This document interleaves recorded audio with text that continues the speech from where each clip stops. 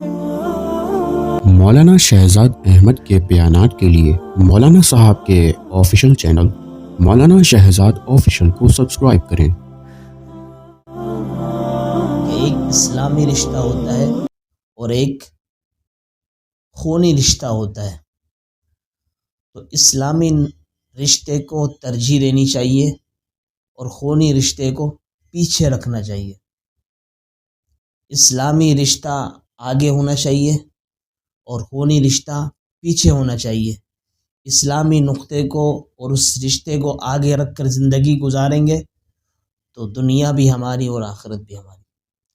اگر خونی رشتے کو سامنے رکھتے ہوئے زندگی گزاریں گے لیکن اسلام کو پس پش ڈال دیں گے خونی رشتے کے مقابلے میں، تو یہ دنیا بھی ہماری ختم، برباد، تباہ، ہلاک، اور بعینی اسی طرح جس طرح دنیا میں تو ہمیں تھوڑی سی رسوائی اٹھانی پڑے گی لیکن آخرت میں بالکلیہ طور پر رسوائی اٹھانے پڑے گی۔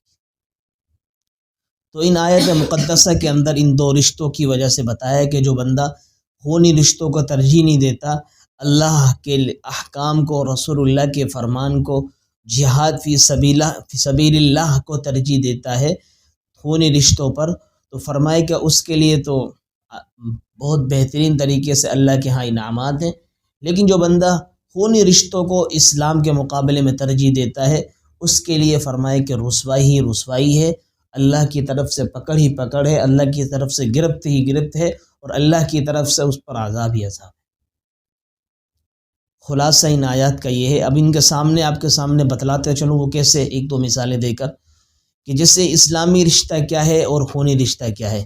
اس پر ایک مثال دیتا ہوں حضرت ابوبکر صدیق رضی اللہ تعالی عنہ کی، کہ حضرت ابوبکر صدیق رضی اللہ تعالی عنہ آپ کو معلوم ہے جلیل القدر صحابی ہیں، مسلمانوں کے پہلے خلیفہ ہیں، امیر المؤمنین ہیں، اور سب سے پہلے اللہ کے رسول پر بڑوں کے اندر، بوڑھوں کے اندر ایمان لانے والے حضرت ابوبکر صدیق رضی اللہ تعالی عنہ ہیں۔ تو وہ اللہ کے رسول کے ساتھ ہجرت کر کے مکہ سے مدینہ المنورہ تشریف لے گئے، تو وہاں پر گئے، وہاں سے پھر ایک مرتبہ اللہ کے رسول کے ساتھ دوبارہ مکہ المکرمہ کی دھرتی پر آنا ہوا۔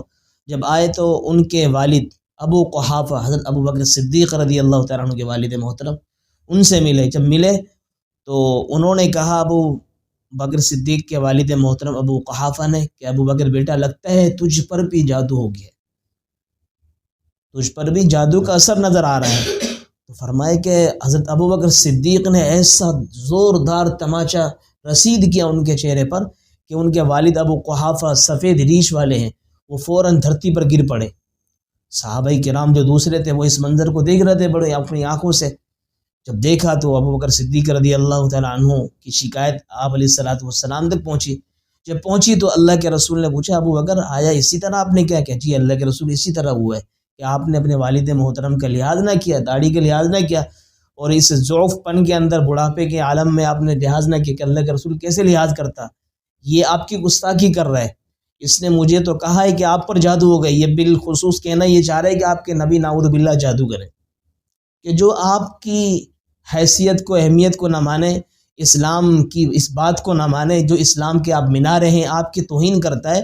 تو فرمائے کہ وہ میرا باپ نے فرمایا کہ میرے ہاتھ میں تلوار نہیں تھی، خدا کی قسم اگر تلوار ہوتی تو ابو قحافہ کی گردن اڑا دیتا۔ اس کو کہتا ہے کہ اسلامی رشتہ ایک خونی رشتہ، خونی رشتے کو پیچھے ڈال دیا لیکن اسلامی رشتے کو آگے رکھا۔ تو اب دیکھو نا، ابو بکر صدیق رضی اللہ تعالیٰ عنہ آج ہمارے درمیان میں موجود نہیں ہے، 1400 سال سے زیادہ عرصہ ہو چکا ہے، لیکن آج تک مسلمان سارے کے سارے بڑے اچھے نام سے، بڑے اچھے انداز سے، بڑے بہترین انداز سے ان کی شان منقبت کو بیان کرتے ہیں، اور آج بھی ان کی شان کو بیان کیا جا رہا ہے۔ کیوں؟ اس لیے کہ انہوں نے اسلام کو سامنے رکھا، انہوں نے خونی رشتے کو پیچھے پس پش ڈال دیے۔ میرے اور آپ کے اندر ہوتا کیا ہے؟ ہماری مثال ایسی ہے، اللہ معاف فرمائے ہم سب کو، کہ ہمارا کوئی مسئلہ کوئی بھی آ جائے اسلام کے حوالے سے، ہم اسلام کے قانون کو پیچھے رکھ دیں گے۔ اپنے والد، کوئی باپ میرا چوری کرے، کوئی بھائی میرا چوری کرے، کوئی ڈکیتی کرے، کوئی کسی بھی حوالے سے جو شریعت مطہرہ کے خلاف ہے وہ کام کرے، تو فوراً ہم دوسروں کے لیے تو قانون کے مطابق عمل کروانے والے بن جائیں گے۔ شریعت کے مطابق عمل نہیں کرتا، بھائی اس نے چوری کی اس کا ہاتھ کاٹو۔ لیکن اگر میرے خاندان میں سے، میری برادری میں سے، میرے باپ، میرے بھائی، میری اولاد، میری بیوی، کوئی بھی ہم میں سے، میرے اس میں سے خاندان میں سے کرے خونی رشتے میں سے، میرا فرمائے کہ قانون، اور اسی طریقے سے فرمائے کہ اس کے لیے قانون نہیں اٹھتا بلکہ کسی دوسرے کے خلاف اٹھتا ہے۔ اب معاملہ کیا ہوگا بھائی، اسلامی مسئلہ تھا نا، اسلامی رشتہ تھا، خونی رشتہ تھا، آپ کو کرنا ہی چاہیے تھا کہ اسلامی رشتے کو سامنے رکھتے ہوئے اس خونی رشتے کو پس پوچھ ڈال دیتے۔ جس نے چوری آپ کے والد نے، آپ کے بھائی نے، آپ کی اولاد نے، آپ کی بیوی نے کی، اس کا ہاتھ کٹوا دے قانون کے مطابق، اسلام کی قانون کے مطابق۔ لیکن ہوتا ہے کیا ہے، کوئی دوسرا بندہ کرے تو فوراً ہم اس پر کھڑے ہو جاتے ہیں کہ بھائی اس کا ہاتھ کٹنا چاہیے، اس کے ساتھ یہ معاملہ ہونا چاہیے، اس کے ساتھ یہ ہونا چاہیے۔ لیکن کوئی ہمارا فرد کرے اس کے لیے قانون نہیں ہے، قانون ہے تو کسی اور کے لیے۔ اس لیے میرے عزیزوں، میں نے اور آپ نے اپنے خونی رشتوں کو ترجیح دی ہوئی اسلام پر، جس کی وجہ سے ہم لوگ انتظار کریں اللہ کے عذاب کا، اور اللہ کے عذاب کسی نہ کسی مختلف شکلوں کے اندر ہم پر اتر رہے۔ اس لیے اللہ رب العالمین فرماتے ہیں، کیا فرماتے ہیں؟ یا ایھا الذین آمنوا، ایمان والو، لا تتخذوا آباءکم و اخوانکم، کہ تم دوستی مت لگاؤ اپنے باپ سے، اپنے بھائیوں سے۔ کیوں؟ ان استحبوا الکفر علی الایمان، اگر وہ کفر پر، ایمان پر کفر کو ترجیح دے دیں، کفر کو اگر پسند کرے، محبت کرے، بھائی چارگی اس کے ساتھ رکھے، محبت الفت اس کے ساتھ رکھے، تو فرمائے کہ چھوڑ دو پھر تم کس کو، ان سے ماں باپ کے سے رشتے کو بھی توڑ دو، بھائی سے رشتے کو بھی توڑ دو، سمجھو کہ تمہارا میرا کوئی رشتہ نہیں، میرا تمہارا کوئی دوستی والا بندوبست نہیں، اس لیے آپ الگ ہو جائیں۔ آپ نے کیونکہ کفر کو اپنایا ہے کس کے مقابلے میں؟ اسلام کے مقابلے میں، اس لیے آپ کچھ نہیں لگتے۔ اللہ فرماتے ہیں وَمَن يَتَوَلَّهُم مِّنكُمْ فَأُولَٰئِكَ هُمُ الظَّالِمُونَ۔ سوال ہوتا ہے کہ رب اگر کوئی اس طرح کر لے کہ جو کفر کو اپنا رہا ہو، باپ ہو یا بھائی ہو، پھر بھی بیٹا اس سے یا بھائی اس سے محبت کر رہا ہو، دوستی لگا رہا ہو، اس کے لیے کیا حکم ہے؟ فرمایا کہ جو ایسے کرے گا وہ بہت بڑا ظالم ہوگا۔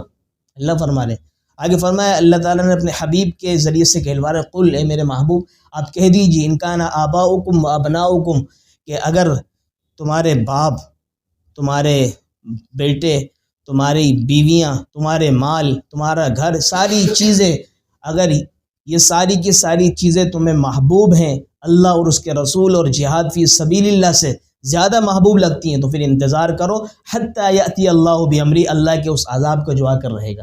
اور اللہ تعالیٰ فاسق قوم کو کبھی بھی ہدایت نہیں دیتے۔ پھر دوسری جگہ اللہ رب العالمین نے یہ فرمایا کہ جو شخص اللہ پر اور آخرت پر ایمان رکھتا ہو نا، کبھی بھی اللہ کے دشمنوں سے دوستی نہیں لگائے گا، کبھی بھی اللہ کے رسول کے ساتھ کے دشمنوں کے ساتھ دوستی نہیں لگائے گا، بلکہ دوستی اس کے ساتھ ہوگی جو اللہ سے دوستی لگاتا ہو، دوستی اس کے ساتھ ہوگی جو اللہ کے رسول کے ساتھ دوستی لگاتا ہو۔ تو اس لیے فرمایا کہ جو بندہ اللہ اور اس کے رسول کے ساتھ دوستی لگاتا ہے تو فرمایا کہ وہی شخص مسلمان ہی کا دوست ہو سکتا ہے، اس کے علاوہ کوئی دوست نہیں ہو سکتا۔ اور ان کے لیے اللہ رب العالمین نے جو اس طرح دوستی لگائے گا، ان کے ساتھ جو بندہ اللہ اور اس کے رسول کے ساتھ دوستی کرتا ہو بلکہ ان کے ساتھ دشمنی کرے گا جو اللہ اور اس کے رسول کے ساتھ دشمنی کرتے ہوں، تو فرمایا ان کے لیے جنات ہیں، باغات ہیں، جن کے نیچے نہریں بہ رہی ہوں گی۔ پھر اللہ تعالیٰ آگے فرما دے کہ یہ ہمیشہ ہمیشہ اس میں رہیں گے۔ پھر ایک اور خوشخبری دی کہ میں ان سے راضی ہو جاؤں گا اور یہ مجھ سے راضی ہو جائیں گے۔ اور آگے جو آخری کا جو جملہ ارشاد فرمایا بڑی خوبصورت ہے، فرمایا کہ یہ میری جماعت ہے۔ اللہ فرما رہے ہیں یہ میری جماعت ہے، ربا آپ کی جماعت ہے، تو پھر کیا ہوگا؟ فرمایا یہی تو کامیاب ہے۔